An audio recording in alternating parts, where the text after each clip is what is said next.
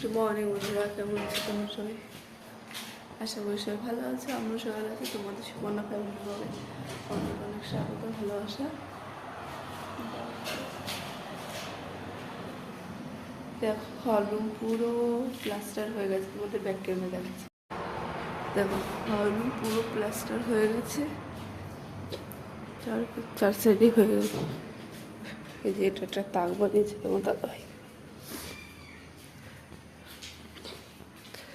বাইরেও এক সাইড হয়ে যাও, বেডরুম তো হয়ে গেছে, কিচেন হয়ে গেছে। দেখো এটা হচ্ছে ওদের দেওয়াল। এটা এখানে কি করেছে, এটা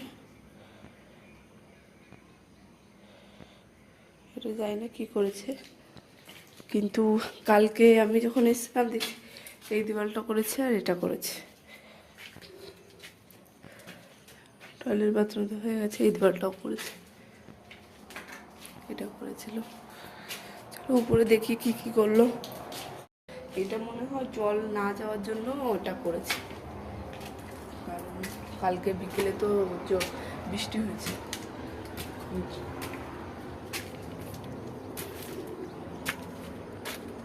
ও কালকে ওইটা কমপ্লিট করেছে, ওটা না এখান থেকে একটু কমপ্লিট করেছে আর এই দেওয়ালটা টেনেছে।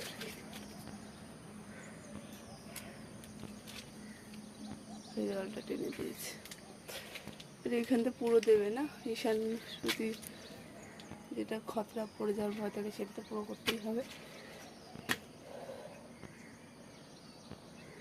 মাঝে সময় উঁচু করেছে।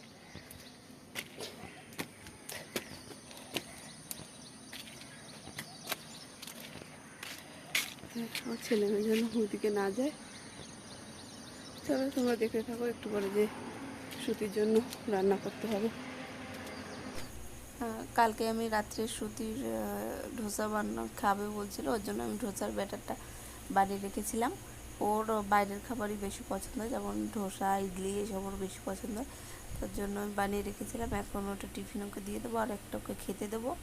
তারপর তাকে খাওয়া দাওয়ার পরে সব সুতি চলে গেছে স্কুলে, আর আমিও স্নান ধ্যান করে সব কিছু করে নিয়েছি। তারপরে এটা আমি খাচ্ছিলাম, ঈশানকেও খাওয়ানো হয়ে গেছিলো, সব হয়ে গেছিলো। আমার রান্না বান্না বসিয়ে দিয়েছি আর টিভিও দেখছি। ঈশান ওই ঘরে বসে আছে, ডাল রান্না হয়ে গেলে ওকে খাওয়াবো। চলো তোমরা দেখে নাও কী কী রান্না করলাম। দেখো আজকে রান্না করেছিলাম ভাত আর ডাল রান্না করেছিলাম। অনেকদিন পেঁয়াজের ডাল খাই না আমরা, যেহেতু রবি আর সোমবারে খাওয়ার জন্য পেঁয়াজ দিই না, আজকে দিয়েছি। আর দেখো উস্তে ভাজা, ব্যাস। আর টক রান্না করেছি। দেখো পাশের বাড়ি একটা মেয়ে সুতি ঈশান খেলছিল, তাই একটু ভিডিও করে নিলাম। গুড মর্নিং বন্ধুরা, কেমন আছো তোমরা সবাই? আশা করি সবাই ভালো আছে, আমরাও ভালো আছি। তোমাদের সুপর্ণা ফ্যামিলির লোক অনেক অনেক স্বাগত আর ভালোবাসা। দেখো সকালবেলা আমি পুজো টুজো দিয়ে দিয়েছি এবং 10:30 মতো বাজে। কাজবাজ সব সেরে নিয়েছি, জামাকাপড় ধুয়ে দিয়েছি, সব হয়ে গেছে। মাকে এইমাত্র রুটি দিলাম। এই যে মা রুটি খাচ্ছে। চলো তাদের মধ্যে দেখো ভিডিওটা। দেখো এখন আমি আলুর তরকারি রান্না করেছি, ভাত আর ওই যে কালকের যে টক ছিল কাঁচা টমেটো, এই যে মা খাচ্ছে, আমিও খাবো। আমার দাদাভাই বাড়ি নেই, ওর জন্য শ্রুতিকে আনতে গেছিলাম। ওর জন্য আমার লেট হয়ে গেছে, আমি কিছু দেখাতে পারিনি। জলদি জলদি রান্নাবান্না করে মনাকে খাইয়ে তারপরে আমি গেছি আনতে, ওকে ঘুম পাড়িয়ে ও ঘুমাচ্ছে। চলো ওরা আমিও খেয়ে নিই। আজকে সারাদিন ভালো করে ভিডিও করতে পারিনি, কারণ আজকে ঈশানও খুব দুষ্টুমি করছিল। ওকে মোবাইলটা দিয়ে বসিয়ে রেখে তারপর রান্নাবান্না করে ওকে খাওয়ালাম, খাইয়ে তারপরে শুরু থেকে আনতে গেলাম টিউশনে। আর তোমার দাদাভাই তো 10টা 10:30টার দিকে গেছে। এখন ওইটুকু টাইমের ভিতরে অত কিছু করে দেওয়া, শ্রুতিকে আনতে যাওয়া, শ্রুতির 1:30টার সময় ছুটি, ওকে তারপরে ঘুম পাড়িয়ে তারপরে আমি গেছি আনতে শ্রুতিকে। আর ওকে নিয়ে গেলে না, ও হেঁটে হেঁটে এখন পায়ে সমস্যা হয়েছে না, ফোড়ার মতো, হেঁটে ওর কষ্ট হয়, চপ্পল পরে ও যেতে পারে না।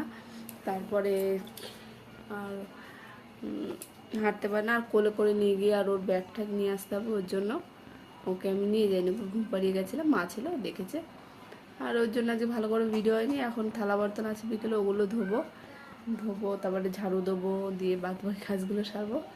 তো চলো তাহলে দেখতে থাকো আর কি কি করি আমি। এখন বিকেল 5টা বাজে, একটু করে শ্রুতিকেও আনতে যেতে হবে। তোমার দাদাভাই বাড়ি নেই, একটা কাজে গেছে, দেখি কাজটা হয় নাকি, কি হয় কি জানো। চলো দেখতে থাকো। দেখো শ্রুতিকে নিয়ে এসেছি, তাও মেঘ দেখো।